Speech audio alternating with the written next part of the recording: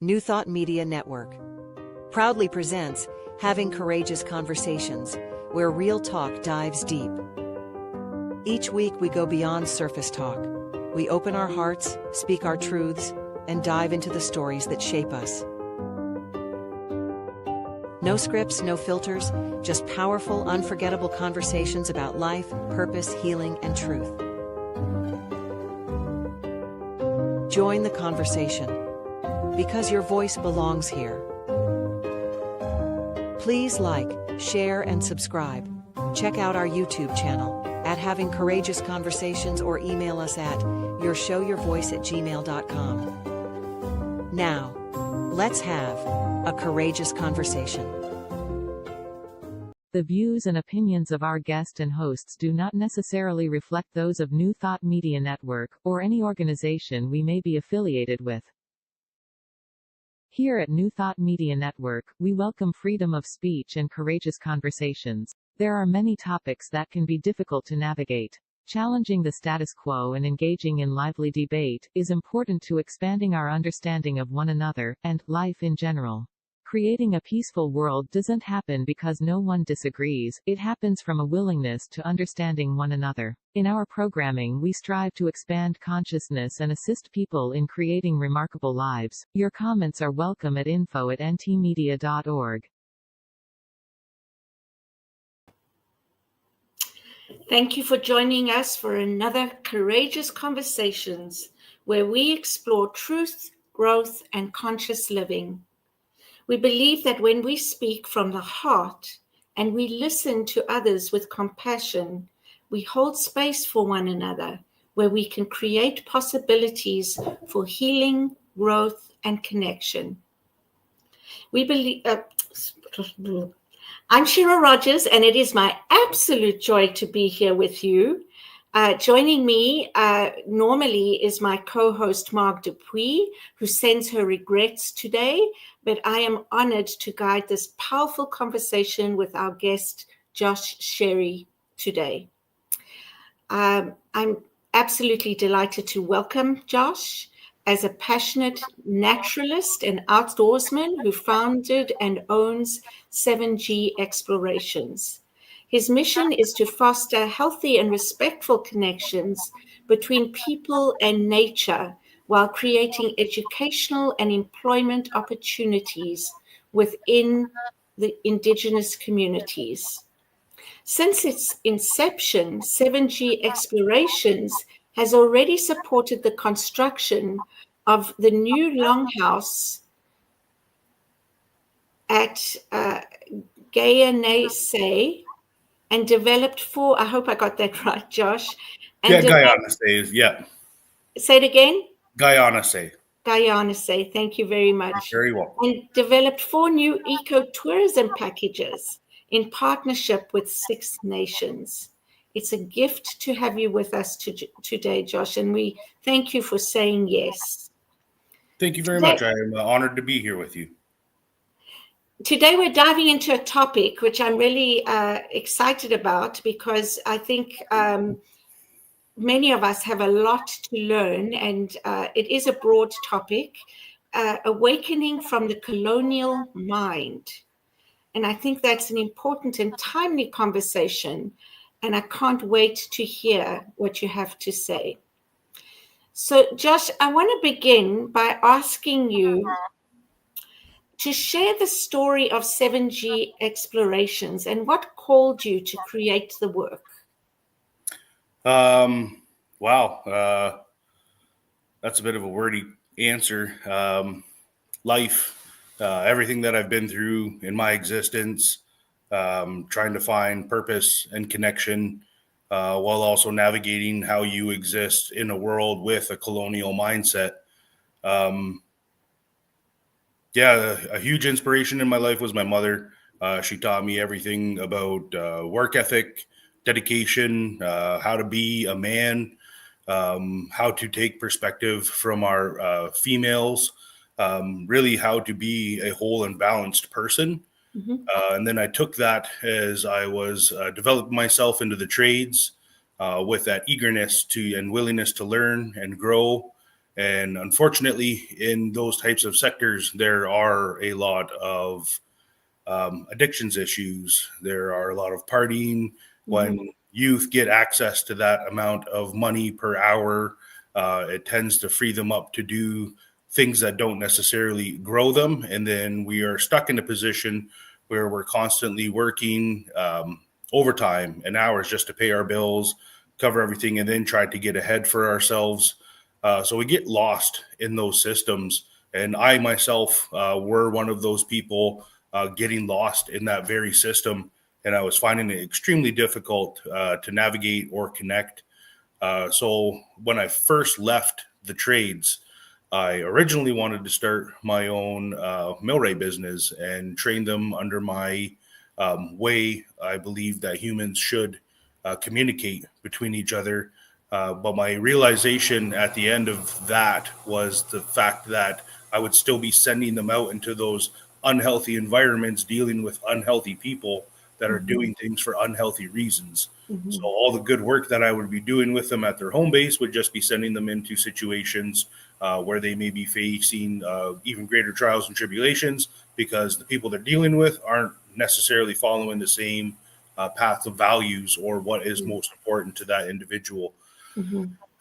So I pivoted. I didn't start that business, and I chose to go back to school, where I went to the Adventure Expeditions and Interpretive Leadership Program at Fanshawe College in Simcoe. And I had a group of incredible teachers who were beyond supportive and empowering for everything that I was trying to accomplish with my life. So I just graduated this program this past April. And then literally stepped in outside of the last day of school, right into working for 7G Explorations. And the reason that I took the route for outdoor education and cultural connections is because no matter what race or religion you come from, all of us started out with people who were in a community trying to survive in the elements. So it is our connection to nature. It is our connection to each other. At those points in time in human history, nobody was doing what they were doing because they were going to get a mansion on the hill, or that they were going to get the next supercar or own the newest new of the newest new.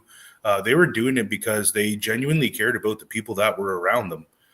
So that's really just that root ideology of where humanity comes from is really what I want to try to reinstill in the people that I do programming with. I want them to be proud of their ancient ancestral knowledge, their ancient ancestral cultures, and this is all pre-colonization. So when I talk about 7Gs, it really is everything that I'm doing is trying to bring up Indigenous people, give them opportunities for employment and education, while also disconnecting them from that colonial mindset and going back to our ancestral ways where community is the most important thing that we have in our lives. Each other is what we need to survive. It's no longer just about the individual. It's about everybody around us and everything around us. So the more we're able to connect, the more we are able to evolve. It's truly what I believe in. So that's kind of why I started 7G Explorations. Wonderful. And correct me if I'm wrong, 7G stands for 7 generations, right? It stands for a number of things. So I wanted to be very inclusive. My two sons are half Haudenosaunee and half Anishinaabe. So I wanted to include the 7 grandfather teachings. 7G stands for the 7th generation prophecy, and the G alone stands for the Haudenosaunee's great law. So it's encompassing the nations that I'm most closely tied to, and really bringing together the beauty of all of their ideologies and how we can truly make that 7th generation prophecy come to pass. Make sure that we're taking care of the people who are going to be here 200 years ahead of us. So the name was something I remunerated on for months and months, trying to figure out how I'm going to convey in just a simple title everything that I stand for. And that's kind of where I landed. And the explorations part of it is exactly that. We are exploring each other. We are exploring ourselves. We are exploring our culture, our language, our identity, our connection, and our environment. We're trying to be as connected as possible with the programming that we do. Beautiful. Beautiful. I love how you explained that, bringing all, the 7 grandfathers and 7 generations and your community that you're from into that whole thing. So you speak about the 7 generations. Did you say prophecy? Yep. Would you mind, for those of us who don't know what that is, explaining that?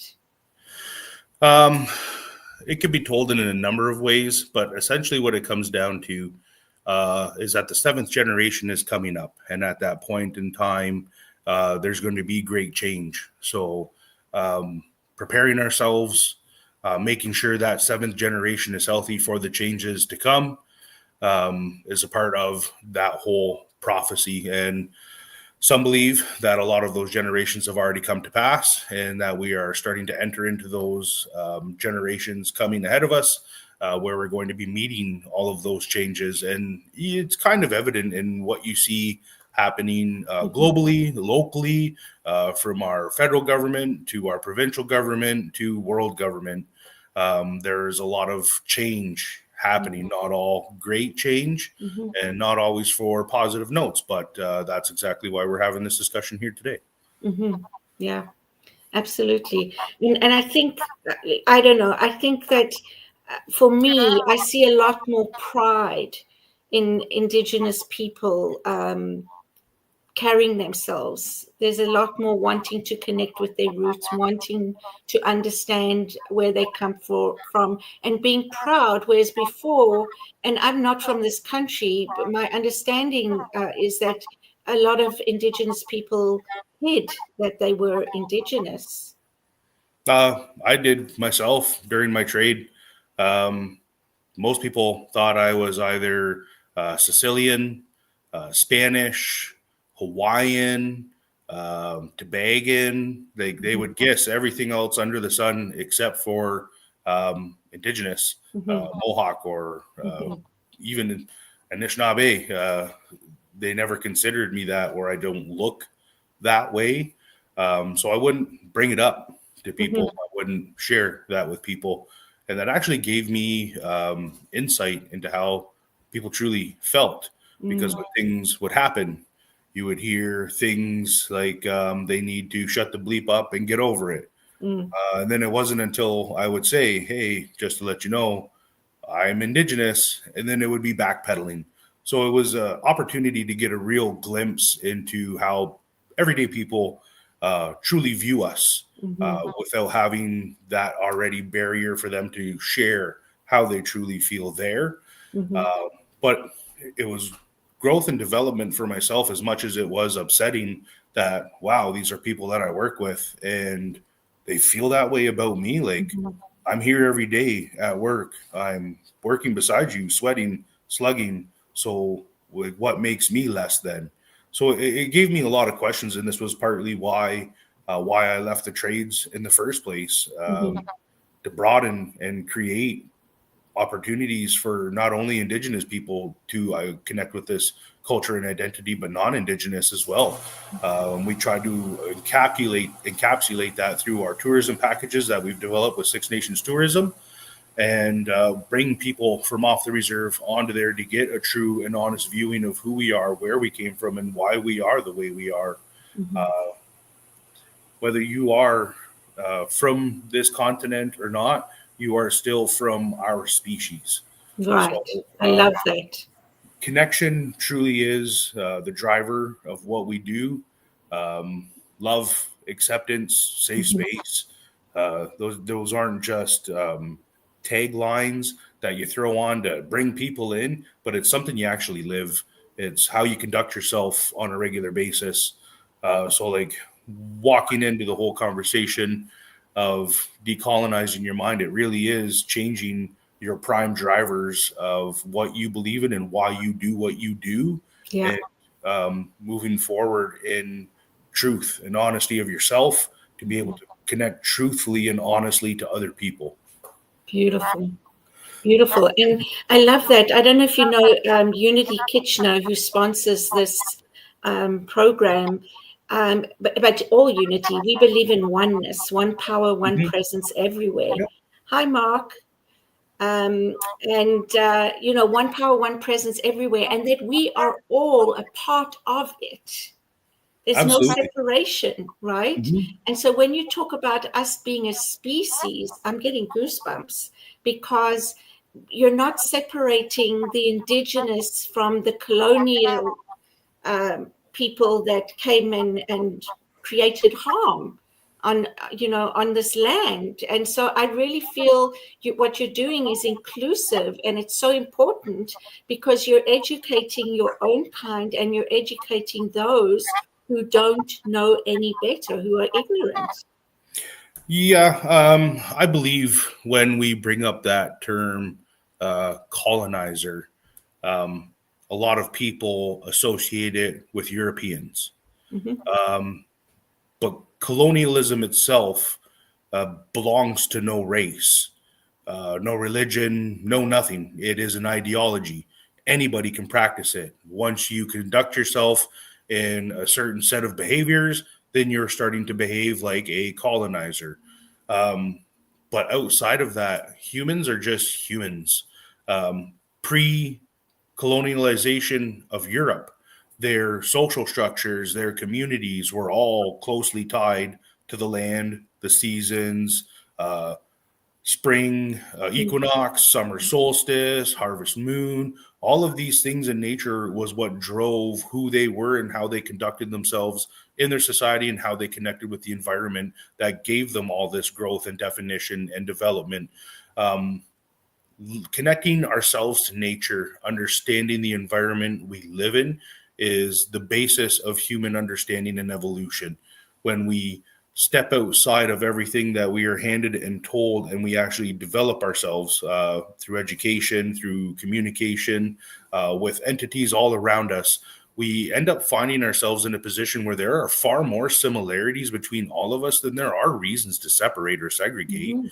Um, I don't look at Europeans as colonizers. I look at Europeans as a nation who was colonized and got infected by the ideology of colonialism.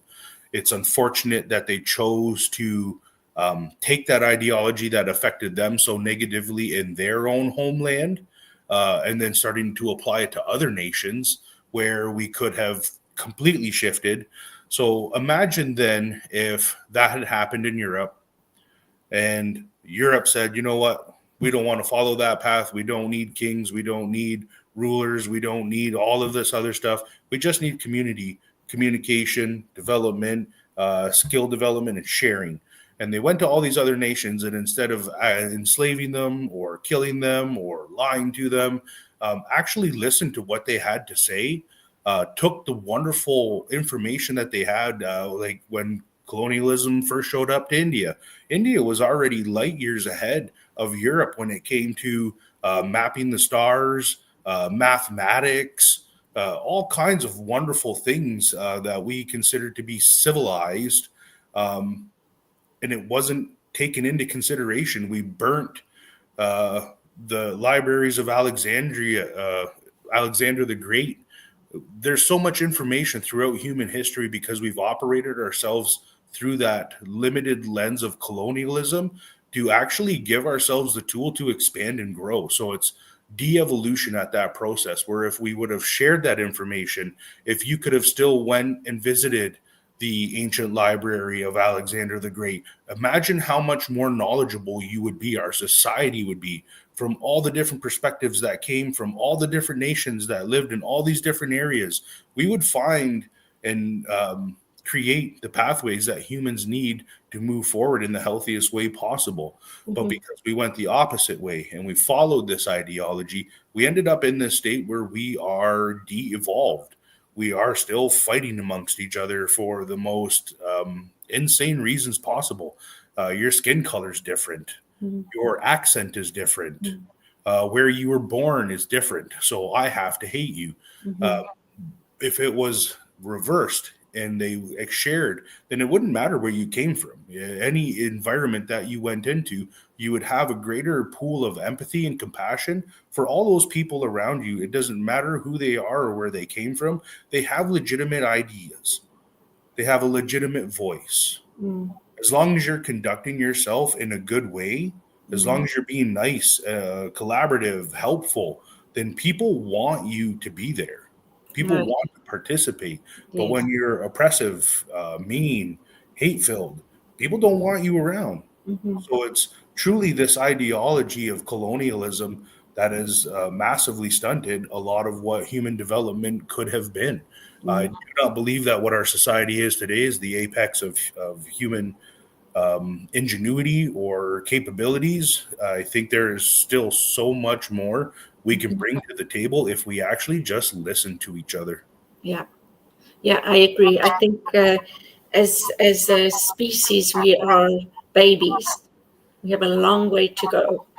Absolutely. Yeah. It's unfortunate that there are groups of people that believe that colonialism is growth, that it is development. But all colonialism is, all throughout history, and all it has ever really been, is the horse that capitalism rides in on. They use these tactics because instead of having to trade with a nation fairly, it's a lot cheaper and more profitable for me if I just take it from them. I don't have to pay a fair price. I can lie, cheat, steal, murder, commit genocide to get what I want, and it doesn't cost me a thing other than some bodies and some lives. So just even that whole connection to minimize what human life's value is, it wasn't meant to take from others. It wasn't meant to destroy. Everything that humans are built for are growth and development. You learn and you develop when you read books, when you hear stories from a friend's perspective, even if it's something traumatic in their life that's happened. When you hear it, you feel their pain. You hear how much it affected them, and it changes you. So life itself is nothing but a series of comparative analyses that we make based off of the perspectives that we have developed in our life so far. And our perspective development comes from reading books, talking to your friends, participating in your community, having things happen to you. And this pool of perspective that you've garnered in your life is what you use to make your next decision when something happens. One of the great comparators that I like to use for this is, say you're 16 years old. You got yourself out of a hoopty. You're finally in a state where it's a financial position where you can get yourself out of that beater car that you've just started out driving with. And you go into the lot, you feel great, you get rid of that old beater, you get yourself into a nice new car. You go drive off the lot. You're feeling so great about yourself. Man, I've left that old car behind. This is so much nicer. And then all of a sudden, the same car comes pulling across out in front of you on the road. Now, this thing's all done to the nines. It's got all the bells and whistles on it. And now you're thinking to yourself, man, that car is so much nicer than what I have. You're just happy with what you had a moment ago because you're using it to compare against this to that to this to that. And that's all we're ever doing is comparing everything that we understand with what we're presented as we move forward in life. Being able to lean into that, show compassion and empathy, we can really step away from a lot of the prime drivers that drive colonialism as an ideology and start going back to true community. Community itself, communication in unity. We need to be able to empathize with each other, understand each other to create a true democracy. If not, then all we have is just a bunch of different sides fighting against each other. We should be able to meld together and have all those perspectives and ideologies come together to create something that's truly healthy moving forward. Beautiful, beautifully said. I've never heard colonialism explained that way. Can you say that again? Because I thought that was amazing. That colonialism is only the horse that capitalism rode in on. So it was it's the perfect tool for a capitalist to go in and garner all of the resources, without having to pay a fair price or create negotiations with the nations or empower that other nations. Colonialism is driven by capitalism, which is driven by greed, Right. predatory at best. That's exactly what colonialism is. It's just a tool for capitalist agendas, so they don't have to pay that fair price or treat other people with dignity or respect. Yeah. Wow. and this is so rich, and you're so wise. And I smiled when you said perspectives, because I'm all about perspectives. I think that that's what life is. We all have our own perspective, which creates what we think is our reality. Truth. Truth, yeah, which isn't really truth because it's coming from our perspective. So, yeah, it's not truth with a capital T, right? Exactly. I actually had an elder one time tell me this story. I was going through some really, really difficult times in my life, and I wasn't conducting myself in the greatest of ways. To humble me down, he sat me down and he said, "Josh, I want you to close your eyes." And I was like, "Okay." So I closed my eyes and he said, "Now imagine, no matter where you look, no matter how big the world is, that the ground is infinite sand." And I was like, "Okay, so no matter where I go, no matter what I do, yep, the entire world is nothing but sand." Okay. He goes, "I want you to reach down with your left hand and I want you to take a big, huge scoop from that sand in your left hand." I was like, "Okay." He goes, "Now I want you to take your index and your thumb of your right hand and pinch from what you have in your left hand." I was like, "Okay." So then he said, "Each grain of sand represents something that you know. What you have between your fingers right now in your right hand is what you know currently. What you have in your left hand is what you can possibly know in this life. What you have on the ground is things that you are never going to know." Wow. So that really brought me back. If I want to know as much as I can for each one of those grains of sand that lie underneath of my feet, not just what I have in my hands, then I have to look through other people's perspectives. I have to take the wisdom of others around me to be able to develop myself, to be able to see from all those different grains of sand that make up this beautiful world we live in. Yeah. So recognizing it's not just from your perspective, but understanding the perspectives that others may be coming from. Exactly. Love, compassion, safety. When you go into things without a hate-filled agenda, or just your perspective driving you, then the only thing you're going to get out of that situation is growth and development. Which can be very painful. Absolutely. It's going to make you question a lot of the things that maybe you have been locked into. But at the end of the day, it will give you a greater pool of love to draw from, so you can positively affect everybody else that's around you, your children, your grandchildren, your aunts, uncles, cousins, nieces, all of it, everything, your working relationships, your even global relationships. If our nations treated each other in a good way, then we wouldn't have wars. We tell our children when they go into kindergarten, hands to yourself, use your words, don't hit people. But then when we become an adult, it's like, okay, grab a gun, commit genocide. Yeah. So it makes no sense when we've been raised being told to be a good, understanding, loving person, only to become an adult and say, it doesn't matter what anybody else is go through it. You got to get your paper. You only got to worry about you, bro. All of these other things that just limit us back to just self removes us from our true ability to be a human. Yeah, absolutely. Wow, we're halfway through the show already. So we're going to take a 2-minute break. Don't go away, guys. As you can hear, this is such an engaging conversation. And Josh Cherry is bringing so much wisdom into this conversation. I'm thoroughly enjoying it, Josh. So don't go away. Just do what you need to do. Go to the washroom, grab something to drink, and come right back, because we are going to be right back soon in a couple of minutes.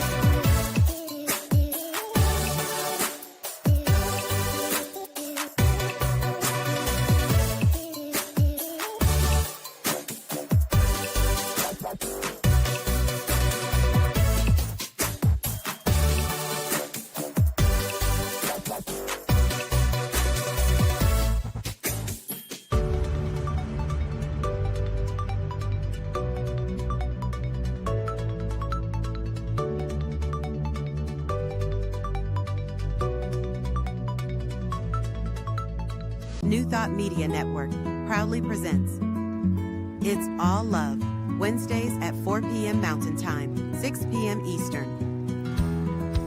with Laura Mock as the presence of love, Maria Hartman, knowing truth, Wendy Wilson as the quality of presence, and Lara Brzezinski as the essence of joy. It's all love, a space where we open into the heart, tap into the soul's deep wisdom, and enter into the energy of love, truth, presence, and joy. It's all love, Wednesdays at 4 p.m. Mountain Time, 6 p.m. Eastern.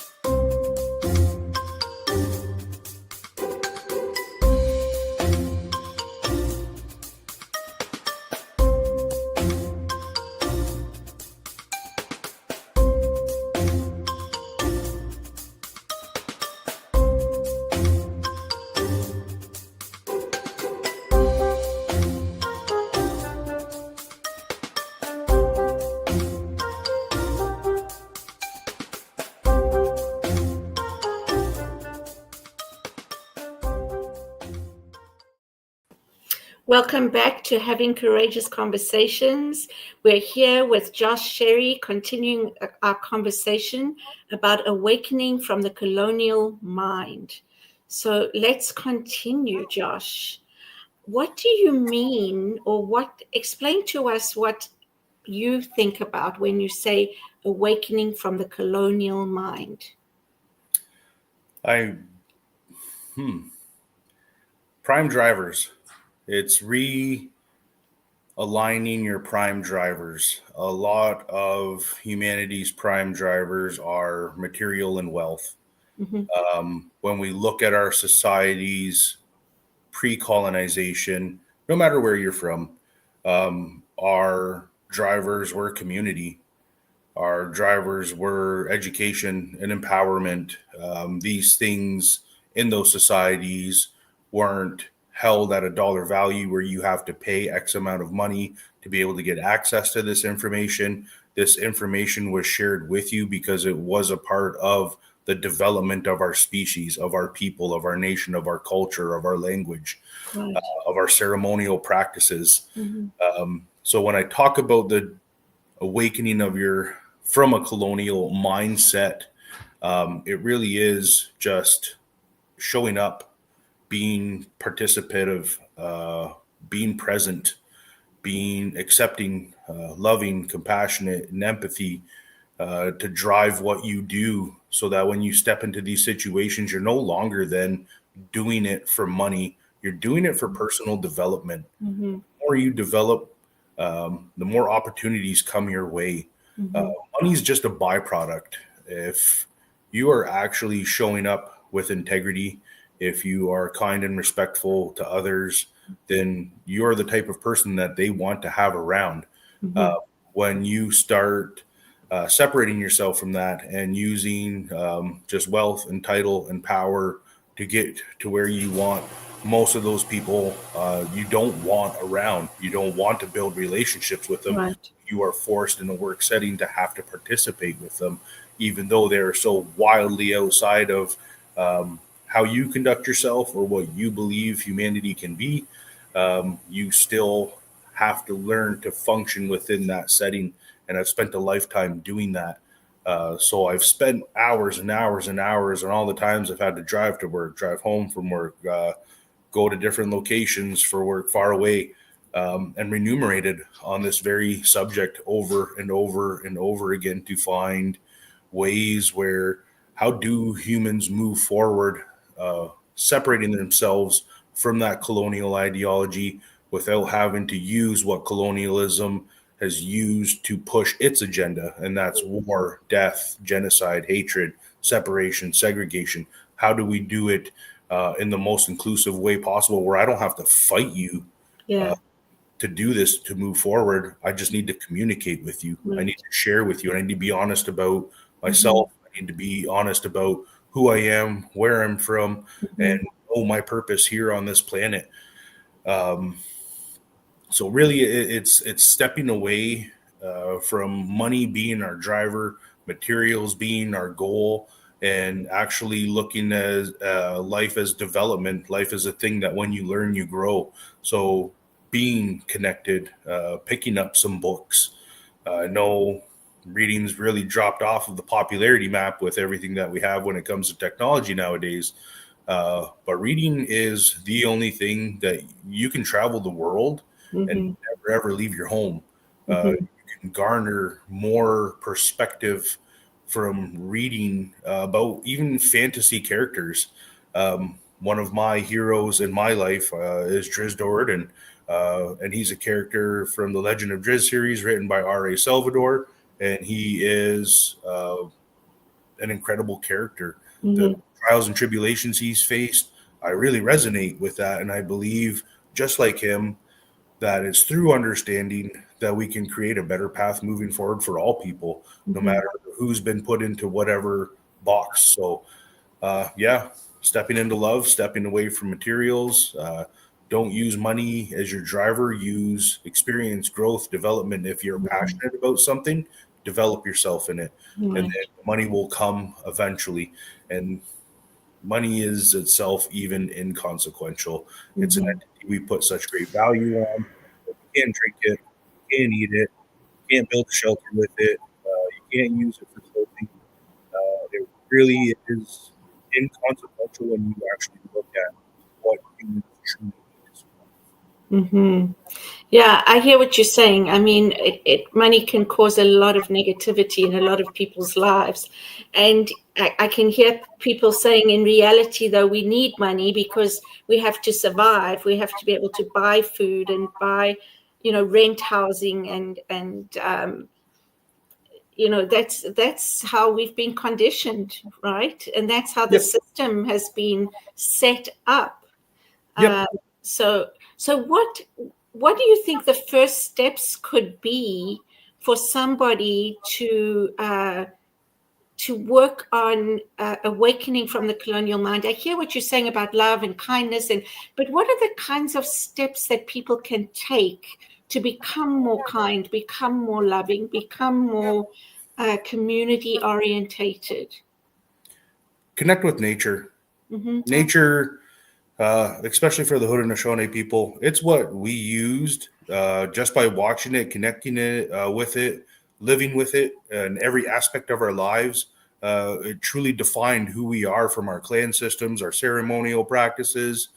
Even when we learn to pick medicines and harvest medicines, we listen to the bird songs. We wait for certain leaves to change for the next thing that we do.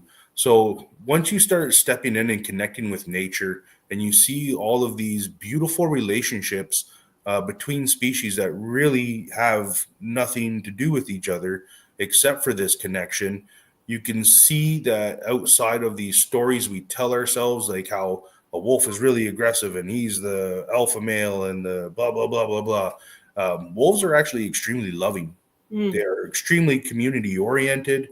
Every single thing that they do is for the protection of their people, and it's not meaning that it's going in and wiping out other species to protect its family. It means that it learns to hunt and survive in the environments that it does lives in, to be able to support its family in a good way. So when you step outside and you see those trees, like, trees are probably bar none one of my absolute favorite entities on the planet. Trees are intelligent. They can identify every single species that grows around them, whether it was a tree from a seed of its own tree, or from a seed from a tree of the same species but a different tree, or from a seed from a tree of a completely different species. It can identify every single thing around it, and it shares all of its nutrients, its minerals, its water, its energy to these other trees, because the tree understands that if my environment around me is healthy, then I too am healthy. So when we start connecting, like even just from the simple understanding of how a tree operates and how a tree communicates, we start to see how humans can do better to communicate with each other. The tree has no animosity. It's not shooting nukes at the other trees because it's growing in their area. They're sharing, they're connecting, they're communicating because they are a part of the environment, regardless of where we come from, regardless of our own personal indigenous identity and territories. We're all still on one planet. Yeah. That is the environment. If you're in the eco region of the mountains or a tundra or a desert or a forest or a jungle, it's still an eco region on the planet. This entire globe that we live on is nature. It's every piece of clothing that you have on, every piece of technology that you have, every piece of material used to build the shelter that you live in are all elements of this planet. So this earth is the only thing that gives itself 365 days a year, 24/7 hours a day to ensure that you have life, and never asks anything from you. Continually take from it, take from it, take from it. So stepping outside, connecting with that beautiful web of life that lives out there will start to help you reconnect with yourself, which will allow you to connect with others around you in a healthy way and be more like that tree. You'll step into starting to decolonizing your mindset, your drivers, because the tree didn't do it for money. The tree's not getting paid. The tree doesn't have a title. The tree just is ensuring that the environment is healthy, like all of our originating cultures did. Beautiful. Yeah, so it's reconnecting. What I'm hearing, what I'm interpreting, is reconnecting with nature to reconnect with ourselves. Absolutely. It's part of nature as well. Yep. Well, compare yourself. Compare your trees are so beautiful. I'm going to keep going back to this because I love them. But even when something traumatic happens to a tree, so say an invasive bug comes in, burrows into the tree, or someone puts a nail into it or whatever, as that tree grows and you're looking through the annular rings from a cross-section cut of the tree, you'll see a traumatic event in the tree's life. And just like us, the traumatic event happens, but each year of growth slowly consumes that, but it never leaves the tree. It's always intrinsically a part of it. Just like when a traumatic event happens into our lives, it's always a part of us now, but we can grow and heal from it until eventually it's solid bark and tree all around where that once intrusive force was in on that tree. So it really helps us to connect with our own emotional turmoil that we deal with all the stuff that we carry, that there is growth, that we can grow beyond it. Yes, it'll always be a part of us moving forward. It's always going to be there, but we can grow beyond it. We can take everything that it gave us and learn from it and then find a better path forward. So when you connect to self, after you've connected to nature, and you can then connect to others around you in a far better way. Without feeling so ostracized or feeling like you have to prove yourself to someone, just show up authentic. Or being so judgmental, right? Because I think that's one of our big problems is judgmental, but it's also because I think we fear what we don't understand. Absolutely. And we don't understand each other, so therefore we become fearful of each other, and then we other each other, right? Yep. Then it just widens that gap. Yeah. So it's learning to communicate, like you say, with each other. It's learning to understand each other's perspectives, because when we understand and we communicate, we become more connected, because we're not as we're gaining more information about each other and learning that we don't have to fear each other. Yes. Dropping the negative biases that we are taught growing up, or what are pushed through our education system.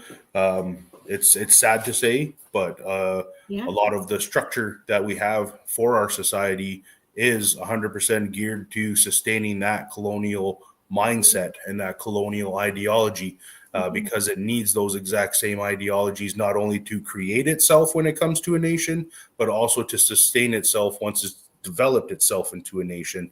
So there's 3 Ds of that colonial system, and that's destabilization, dehumanization, and demoralization. Yeah. So these are all processes that we still even see within our policies and our politics to this very day. When we look at the homelessness issues that we're facing, our housing market that we're facing, the further development of eco regions, Bill C-12, all these other terrible things that are removing protections from species and our connection to the land, further just viewing Earth as something that we can use and abuse versus something that always gives us nurture and love. Right. Peterson's Field Guide to Wild Medicines, in the preface of this book, he writes a cool statistic, and it's something that I love to recite because it's such a powerful and profound statement. Humans truly only understand 4% of the plant world. From that 4% of knowledge that we have, 2% of it governs 70% of our pharmaceutical industry. So when we quantify that in terms of knowledge and connection, if we knew more about our land, if we were more connected with our plant worlds, our insects, our wildlife, our everything, we would have the answers to any medical ailment that existed for humans, animals, and every other species alike. So it's really, truly means, and what I take from that statistic is that we need to be more connected to our home to be able to be more connected to each other. Right. So once we see that our medicine, our food, our clothing, our everything is coming from Earth, what do we need to take care of the most? Is it somebody's GDP?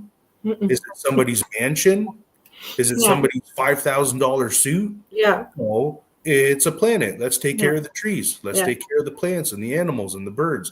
And when we invest ourselves into that, we give ourselves actual purpose and fulfillment.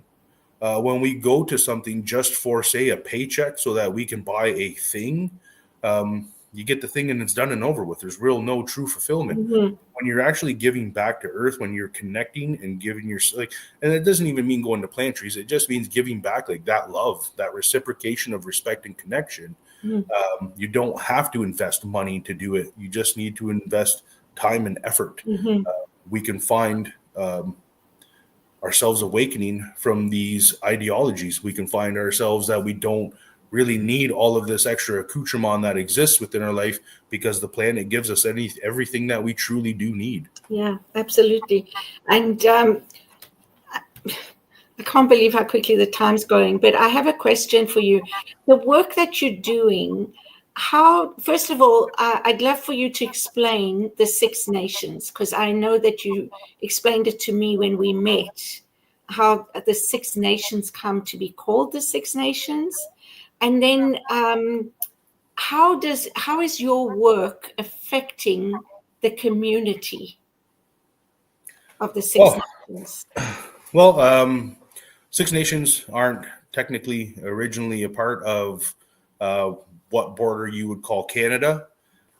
We came from the New York region and all along that peninsula there. We came here during the Revolution of 1812, and we sided with the British. So this was 6 miles either side of the Grand from Dundalk to Lake Erie. Is supposed to be traditional territory of the Six Nations people. And that's kind of how we got to where we are here in Canada. After that, when we first settled here, a lot of things happened. A lot of it influenced by the document known as the Indian Act. But the work that I see happening here within my community, I mean, I hope it's positive. I know there's a lot of disconnect from our natural connections. But what we're really aiming to do is create employment opportunities, education opportunities, connect them with pathways to remove themselves from the negative cycles that colonialism has left within our social structures. and break free from those toxic cycles that exist on the reserve, so that they could go out and meet new people, see and understand and garner new perspectives, so that they can see that everything that we've been locked into in a box due to the Indian Act and colonial agendas, that we are far more than that. We are far more connected. We're intelligent. We're scientists. We're innovators. We're agriculturalists. The way we survived with our ancestors was in a way that was so pure and connected to the ebb and flow of nature itself, that I want them to be proud of it moving forward. I don't want them to be ashamed of their ancestry. We have the highest teen suicide rates. We have the highest adult male suicide rates. We have the highest recidivism rates. We have the highest percentage of children in the child welfare system. All of these negative statistics that really keep my people locked in prison is what I'm trying to break them free of. I want them to be confident in their skills. I want them to be loved where they go. I want them to be proud of who they are. So I really hope the work that I'm doing in the community is geared, seen as that. And I'll never stop doing what I do, because I truly believe that my people are worth it. 100%. Absolutely. So how can people who are listening, who would like to help, who would like to be more engaged, to learn, or just to help in whatever way they can with what you're doing, how can they do that? They can reach out to me through our website, 7gexplorations.com, or we are on Instagram as well, 7G Explorations. Hoping to start a Facebook page eventually. I'm not a very tech savvy person. I'm an in-person communicator. So I'm slowly developing those skills to manage all of the technology aspect of things. But yeah, it's just on a continual upward growth chart. So we'll evolve as we go. And just, we don't have much time, but just talk a little bit about what you're doing in the schools. Oh yeah, empowering our classrooms is a part of starting off with the elementary school systems, is how we're going to start sparking interest into learning more about their environment, because there really is a massive number of careers and education opportunity in the environmental or ecology field of work out there.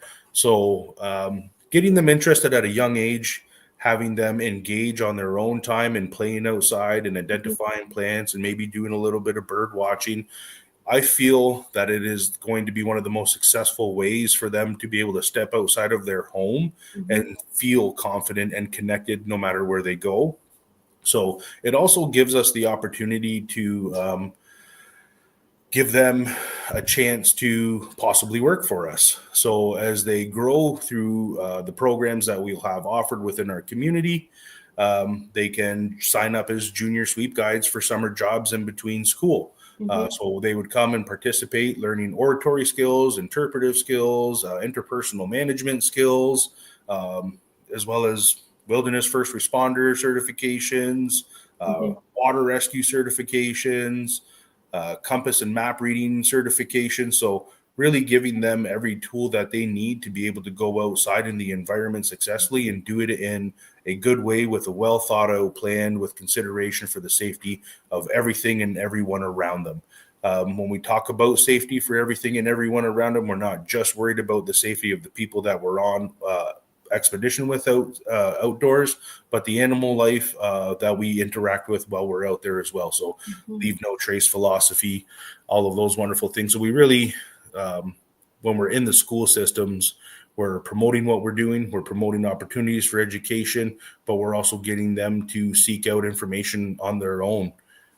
We have some stuff in development currently where we hope to be able to have an app that these kids can download so that they get questions randomly sent to them, and then they get to go out and find these items in nature and post Nice. the pictures to get Yeah. points and stuff like that to participate in what we're doing. So just getting them interested, getting them outdoors, getting them excited, and hopefully gearing them towards a career where they get to participate outdoors with nature with Beautiful. wonderful people from all over the world. Yeah. Josh, you're doing such important work and in so many different areas. And I'm so grateful that I met you and that I'm able to hear what you're doing. And, just it just warms my heart to know. I would love to be a part of it in some way, sometime down the road. Absolutely. Yeah, we've spoken about that as well. You've got so much knowledge and so much to share. I met you on the Grand River Cruise where you were doing a luncheon. There was a luncheon, but you were doing a talk on myths and legends. Correct. And I loved it. And I wonder if that's something you would consider coming back and doing on our show. Oh, absolutely, we could. Yep. Yeah. For sure. Because I really loved doing that series on the Grand River dinner cruises. Yeah. Blaine has been nothing but a massive supporter for what we're doing within our community. I consider him a great friend as well. Everything that we're developing in partnership there, as well as with Six Nations Tourism and with yourself, we would be more than happy to come and share what we have for knowledge or programming. And we would also love to have you out at some point in time. Beautiful. That sounds wonderful. I look forward to that. When Grand River Cruises starts up again, are you still going to be doing that series? So the series are a grouping of different speakers for each event. But if they ask me to come back to speak for another event, I totally would. Yep. Okay. Yeah. Huge supporter of what they do at Six Nations Tourism. Yeah. Yeah, that's wonderful. I'd like to promote that as well when that happens. And I also want people who are in other countries or in other provinces to be able to hear, the knowledge that you have to bring to us. Okay. Yeah, absolutely. I would love to do that. Yeah. Okay, I wonderful. believe sharing knowledge and information with others is the best way to move forward. Yeah, and connecting on how do we awaken or help each other awaken from a colonial mindset. Yes, and go back to just being humans. Yes, I love that. Love it. You'll have to come and do a talk at Unity. Oh, for sure. I would love to. Great. I thoroughly enjoyed this experience. So Good. yeah. So if there's is there anything that you would like to say before we wrap up? You've got about a minute. The most powerful thing that I could say right now, love will lead the way. Love will lead the way. If we lean into love, compassion, empathy, all those beautiful things that make us such a wonderful species, I am 100% confident we will truly evolve and we will find a far better, healthier way to move forward together. No more of this separation, no more hatred, no more wars. We can honestly have conversations, treat each other with respect, and grow together. Beautiful. Beautiful. So thank you so much once again for being with us. To everybody who's watching live or who watches at any time after, thank you for joining us. And please like, share, and I can't remember what the third one was. Like, share. Subscribe. Thank you. Subscribe. I got you. Like, share, and subscribe to support us so that we can continue doing this show and that more people hear about it and hear these wonderful guests that say yes to come and join us. So next week, we have another great speaker. And come back and be with us again and see you next week. Perfect. You don't go away. You stay. Absolutely. I'll be right here. Thank you.